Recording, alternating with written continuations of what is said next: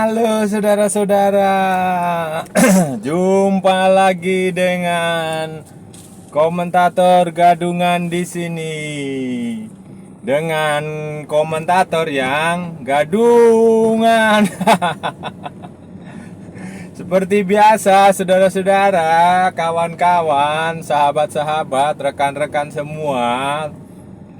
Kalau sudah ada komentator gadungan di sini, berarti kita akan membicarakan berbagai macam tema yang pantas kita bicarakan, yang layak kita bicarakan, yang semoga bermanfaat untuk kita bicarakan bersama-sama.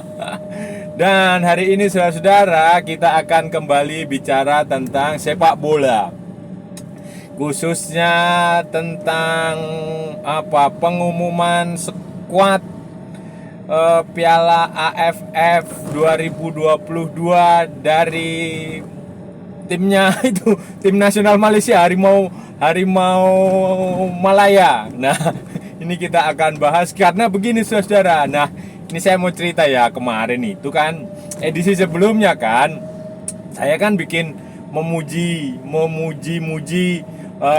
timnas Malaysia, menganggap bahwa timnas Malaysia itu beruntung karena akan bermain di Piala AFF dengan pemain dari kebanyakan dari satu klub, dari Johor Darul Taksim, dari ada dominasi pemain dari satu klub. Itu bagus dan itu saya puji. Saya anggap mirip dengan Spanyol waktu Piala Dunia 2010, mirip seperti Italia waktu Piala Dunia 2006. Nah, itu saya puji, saya salut itu. Tapi ternyata saudara-saudara, beberapa jam kemudian 2 jam atau berapa ya, saya waktu itu posting di YouTube itu pagi ya, siang lah, sekitar jam 12. Kemungkinan sore harinya Timnas Malaysia, Football Association of Malaysia (FAM) dan Kim Pan Gon kan merilis daftar pemain yang untuk Piala AFF. Ternyata saya kecewa saudara-saudara, karena apa yang saya bicarakan tidak terbukti. Justru sebaliknya,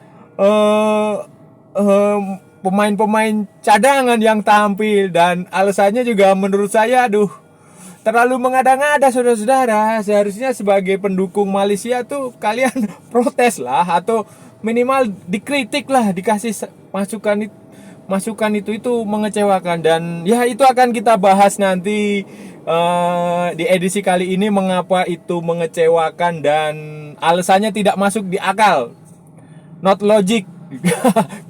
Nanti kita akan bahas di edisi kali ini. Nah, saudara-saudara, kawan-kawan di Malaysia, teman-teman semua,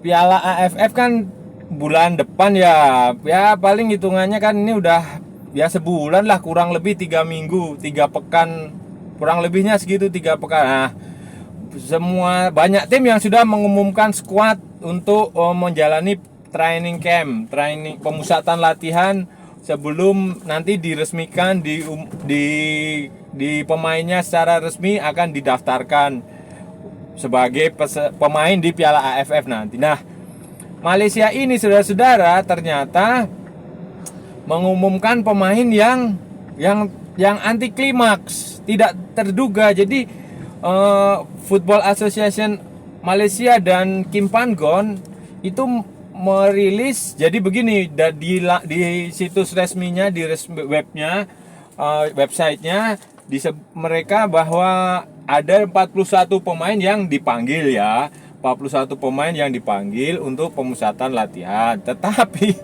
12 pemain tidak bisa ikut dengan berbagai macam alasan. 12 itu mayoritas dari, ya hampir ya semuanya kayaknya itu dari Johor Darul Taksim. Terus jadi kan tersisa 29 atau 20 berapa itu, 28 pemain itu akan ikut pelatnas nanti mulai tanggal 29 November, dengan pengecualian nanti yang pemain yang sedang tampil di Piala Malaysia diizinkan untuk terlambat.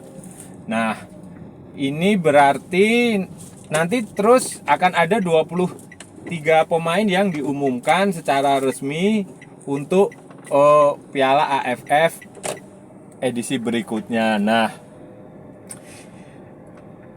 dari nama-nama itu saudara-saudara, ternyata pemain lapis kedua semua, cadangan semua. bukan pemain utamanya tim nasional Malaysia yang selama ini kita tahu lah. Tadinya saya berpikir akan ada pemain-pemain dari Johor dominan. Ternyata tidak. Johor cuma ada dua, si Ramadan sama si siapa itu, siapalah itu, pokoknya ada dua pemain dari Johor. Selebihnya adalah pemain-pemain dari mana-mana lah, dari banyak klub, yang ada yang capsnya baru 0, ada yang beberapa gitu. Nah, alasannya ini yang menurut saya tak masuk akal nih. Enggak, ya agak aneh. Ada alasan pertama, disebutkan bahwa Piala AFF bukan agenda resmi FIFA. Jadi klub bisa menolak untuk menyerahkan pemain ke tim nasional. Nah, itu. Kedua, fokus konsentrasi Malaysia, tim nasional Malaysia adalah di Piala Asia 2023 dan Piala Dunia.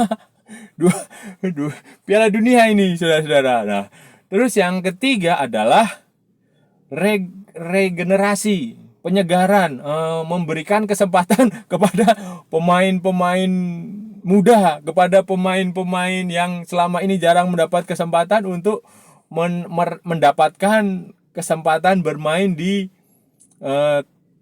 level internasional. Nah, apakah ini alasannya bisa diterima? Nanti akan kita bahas di segmen berikutnya, saudara-saudara. Saudara-saudara, sebagai supporter Malaysia ini seharusnya sudah kawan-kawan ini protes kepada ini. Bukannya saya jadi provokator ya, karena begini, di Indonesia ini kami sudah terbiasa untuk mengkritik sesuatu ya, entah pemerintah, entah PSSI, FA, Football Association Indonesia, atau apapun itu, kami udah terbiasa mengkritik dan memprotes, memberi masukan. Karena kritik itu obat, saudara-saudara, obat yang menyehatkan. Nanti hasilnya akan jadi bagus. Nah, harusnya kalian mengkritik, mempertanyakan kenapa FAM dan Kim Panggon memilih jalan seperti ini. Ini jalan yang berbeda dengan kebanyakan tim nasional di Asia Tenggara lainnya. Semuanya akan tampil dengan kekuatan terbaik. Nah, mari kita lihat satu persatu. Yang pertama ya, alasan pertama adalah bukan agenda resmi FIFA. Ya, memang benar, Piala AFF itu bukan agenda resmi FIFA dan klub tidak punya kewajiban untuk menyerahkan pemain pemain ke tim nasional untuk event seperti Piala AFF. Nah, agenda resmi FIFA itu ya Piala Asia dan Piala Dunia. Piala Dunia termasuk kualifikasi Piala Dunia itu. Tapi kan pertanyaannya begini, saudara-saudara. Ini pertanyaan kritisnya. Kapan Malaysia tampil di Piala Dunia? Pertanyaan ini. Kedua, terakhir kali Malaysia tampil di Piala Asia itu kan 2007, dan sebelumnya juga udah 3 kali, dan ini tahun keempat. Ini sama dengan Indonesia. Indonesia terakhir kali 2007. Waktu kita jadi tuan rumah bersama kan. Nah, ini kapan Malaysia juara Piala Asia? Kapan apalagi? Kapan tim junior kalian sukses di Piala Dunia Junior, Piala Dunia U20, di level-level internasional yang resmi FIFA yang bergengsi? Kapan? Kan begini, saudara-saudara, Piala AFF itu adalah Piala Dunia mini versi negara Asia Tenggara. Karena sampai kiamat pun tidak akan mungkin ada tim nasional di Asia Tenggara ini bisa tampil di Piala Dunia kecuali menjadi tuan rumah. Itu yang harus kalian pahami. Nggak mungkin lah 10 tahun lagi, 50 tahun lagi nggak akan, tidak, belum tentu, karena kalaupun kita berkembang di Asia Tenggara ini berkembang, di regional lain juga berkembang, majunya semakin pesat. Itu. Jadi kalau kalian Malaysia FEM menjadikan itu sebagai alasan nggak masuk akal. Selain itu gini loh, Malaysia itu bukan Jepang, bukan Korea Selatan, bukan Saudi Arabia, bukan Iran, bukan Australia. Mereka adalah tim-tim yang sudah terbiasa tampil di Piala Dunia. Pemain-pemain mereka main di liga-liga ternama di Eropa, di Premier League, di La Liga, di Serie A, main di klub-klub besar, di Tottenham Hotspur, di Arsenal, di mana lagi, banyak di klub-klub besar itu. Jadi kalau klub tim seperti Jepang, Korea Selatan, Iran, seperti Australia terus menganggap tidak memprioritaskan kompetisi regional, ya wajar, normal, karena pemain utama mereka fokus ke Piala Dunia karena mereka udah sering ikut Piala Dunia. Contoh kemarin waktu ada East Asian Football Federation Championship, Piala Asia Timur, itu Jepang, Korea main dengan 100% pemain dari lokal, dari liga lokal. Pemain utamanya seperti Son Heung-min nggak main karena nggak mungkin lah itu dilepas dari Tottenham. Terus yang Kamada yang di Eintracht Frankfurt juga nggak dilepas, Kubo yang di Spanyol, yang di La Liga juga nggak dipanggil, karena ya itu alasan mereka masuk akal karena level mereka sudah dunia gitu loh. Level Jepang, level Korea itu udah. Lah ini Malaysia, levelnya kalian tuh levelnya sama dengan kita, sama dengan Indonesia, sama dengan negara-negara Asia Tenggara lainnya gitu loh.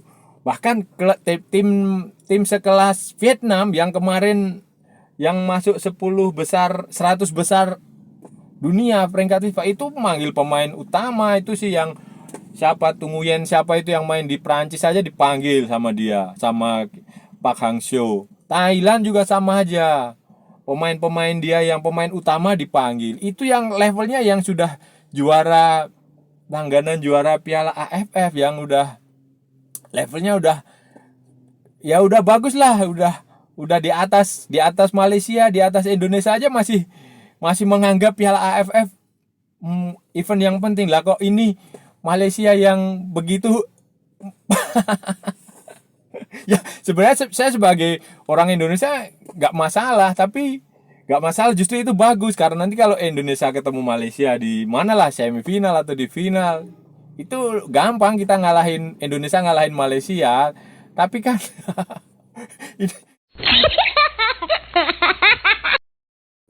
nah, tadi alasan pertama. Terus alasan kedua adalah apa tadi alasan kedua? Oh, fokus ke Piala Asia 2023 dan Piala Dunia 2020 2000 berapa ya? 2026. Saudara-saudara, ini saya kasih tahu ya. Piala Asia 2023 itu nanti berlangsung pada bulan Juni dan Juli. Di mana ya? Di Qatar. Jadi jaraknya masih 6 bulan. Masih terlalu lama, saudara-saudara. Kalau kalian berpikir bahwa tidak mau melepas Piala AFF untuk konsentrasi kepada Piala Asia. Kalau seandainya Piala Asia itu digelar pada bulan Januari atau bulan Februari, itu masih masuk di akal. Karena takut pemain utamanya cedera, takut pemain utamanya tidak bisa main waktu Piala Asia. Tapi kan ini jaraknya 6 bulan, saudara-saudara. Jaraknya 6 bulan gitu loh. Jadi ya make sense aja lah. Apa common sense kita itu harus bicara. Kalau itu kan nggak masuk akal. Lagi pula kan Malaysia itu yang nggak pernah juara Piala Asia gitu loh. Piala Asia terakhir tahun 2007 itu sama dengan Indonesia gitu loh. Jadi Indonesia itu nanti juga akan tampil di Piala Asia 2023 sama. Jadi itu alasan itu udah menurut saya nggak masuk akal. Kemudian kalau dibilang konsentrasi fokus ke Piala Dunia, saudara-saudara, ini saya kasih tahu ya, Piala Dunia itu baru mulai nih, 2022 ini baru mulai di Qatar. Terus edisi yang selanjutnya itu 2026 di Amerika, Kanada, dan Meksiko, di 3 negara Amerika Utara. itu masih 4 tahun lagi. 4 tahun. Dan biasanya kualifikasi Piala Dunia itu 2 tahun sebelum turnamen putaran final. Berarti kemungkinan 2024 itu bisa di awal tahun, bisa di pertengahan tahun, bisa di akhir tahun. Jadi waktunya masih sangat lama, saudara-saudara. Ini baru tahun 2022. Jadi sambil menunggu kualifikasi Piala Dunia 2026 itu masih panjang, dan itu nanti di tengah-tengah itu juga masih ada Piala AFF tahun 2024 gitu loh. Jadi kalau Anda mengatakan fokus Piala Dunia, ya lucu aja bagi saya, saudara-saudara. Dan begini loh, seperti yang saya bilang berkali-kali di awal, Malaysia itu kan nggak pernah ikut Piala Dunia. Di kualifikasi Piala Dunia juga paling mentoknya di putaran kedua, putaran ketiga, putaran final tuh kan kalau saya ingat saya nggak pernah, atau pernah ya tapi jarang. Ya nggak pernah kalau menurut saya. Yang terakhir itu yang sampai ke putaran terakhir tuh Vietnam itu sampai ke putaran terakhir. Dia perkasa di putaran kedua di zona Asia Tenggara lawan tim-tim Asia Tenggara, tapi begitu lawan tim besar Asia kan juga loyo juga gitu loh. Nah, yang sering ikut ke fase sampai putaran akhir, putaran ketiga di zona Asia ya Thailand dan Vietnam gitu loh. Nah, kalau itu mereka juga di sana juga di putaran akhir itu juga jadi ya begitulah. Jadi kalau Malaysia menganggap FAM menganggap fokus Piala Dunia terlalu jauh, saudara-saudara. Yang ketiga, alasan ketiga, regenerasi, memberi kesempatan kepada pemain muda, pemain yang tidak pernah memberi kesempatan untuk mendapatkan pengalaman. Regenerasi lah intinya begitu. Coba saudara-saudara, kawan-kawan di Malaysia, supporter Harimau Malaya, coba dilihat skuad kalian. Benar nggak itu terdiri dari pemain-pemain muda? Itu yang pemain yang umur 19, saudara-saudara. Itu ada pemain satu penyerang dari KL City tuh, siapa, Rosmi siapalah itu satu. Terus pemain yang umur 21 tahun itu ada 5 orang. Selebihnya itu pemain-pemain yang umur 23, bahkan ada yang umur 30 ke atas. Brendan Gunn umur berapa coba? 34. Terus siapa lagi? Darren Lock umur berapa? 30 berapa? 30 lebih. Terus pemain naturalisasi kalian yang baru itu Aguero itu udah umur 20 berapa ya? 28 atau 2 berapa? 28 kayaknya. Itu kalau Anda bicara regenerasi, skuad Indonesia justru pemainnya jauh lebih muda dari yang dipanggil Malaysia untuk Piala AFF ini. Anda lihat Elkan Bagot umur berapa? 20, saudara. Pratama Arhan yang main di Tokyo Verde umur berapa? 19. Ferrari umur 19. Marcelino Ferdinand tuh baru 18 dipanggil. Ada lagi Zaki Arsyad 19 atau 18. Siapa lagi? Itu jadi masih lebih banyak. Witan Sulaiman baru 21. Itu jadi masih, kalau itu dijadikan alasan regenerasi ya nggak tepat. Itu saudara. Jadi alasan utamanya apa? Ya sebenarnya kalian nggak usah terlalu bicara idealis seperti itulah. Itu terkesan sombong. Betul saya bilang itu terkesan sombong kalau kalian bicara prioritas kami Piala Asia, prioritas kami Piala Dunia. Kami ingin regenerasi pemain muda. Itu terkesan sombong, saudara-saudara. Alasan yang cukup masuk akal bisa bilang aja bahwa klub kalian tidak mau melepas pemain. Nah, itu jauh lebih tepat gitu. Karena nanti pada akhirnya Indonesia juga akan mengalami masalah yang sama ketika Liga Indonesia kembali bergulir. Kemungkinan bergulir bertepatan dengan Piala AFF itu. Kalau itu terjadi, saudara-saudara, ya sama juga nanti satu klub boleh mengisi satu klub dia hanya diizinkan 2 pemain. Nah, itu alasan seperti itu jauh lebih mahal. Dan kalau itu yang terjadi, ya seharusnya kalian supporter Malaysia itu protes Kak. Apa ya? Kasih kritik lah, kasih masukan kepada FAM, Football Association of Malaysia, kepada klub Liga Super Malaysia. Kenapa klub-klub kalian tuh terlalu egois? Jangan menganggap bahwa kompetisi kalian udah di atas Liga Jepang, udah di atas Liga Korea. Tidak, saudara-saudara. Sebenarnya ya ini kalau mau jujur, kompetisi kalian tuh ya tidak lebih baik dari Indonesia. Kenapa Indonesia peringkatnya jelek? Peringkat di kompetisinya jelek, terus wakil di Liga Champion tidak ada, wakil di AFC. Karena itu efek dari sanksi FIFA tahun 2019. Indonesia pernah di-ban sama FIFA. Jadi ketika di-ban, semua aktivitasnya terhenti. Ketika aktivitas terhenti, tidak ada kompetisi, tidak ada pertandingan internasional, poin koefisien di peringkatnya tidak ada, jadilah turun begitu. Jadi itu saudara-saudara, bukannya saya ini menjadi provokator ya, tapi sebagai supporter Malaysia seharusnya kalian mempertanyakan itu, berprotes lah, protes, kasih kritik yang benar, karena itu ya itu alasan utamanya itu tadi. Karena klub nggak mau lepas pemain, takut cedera lah, takut apalah. Padahal ya sudah itu kan Piala AFF berlangsung pada saat kompetisi sudah selesai. Nanti kompetisi kalian kan akan bergulir bulan apa lagi? Februari atau bulan Maret. Ya kan? Begitu, itu baru lebih masuk akal.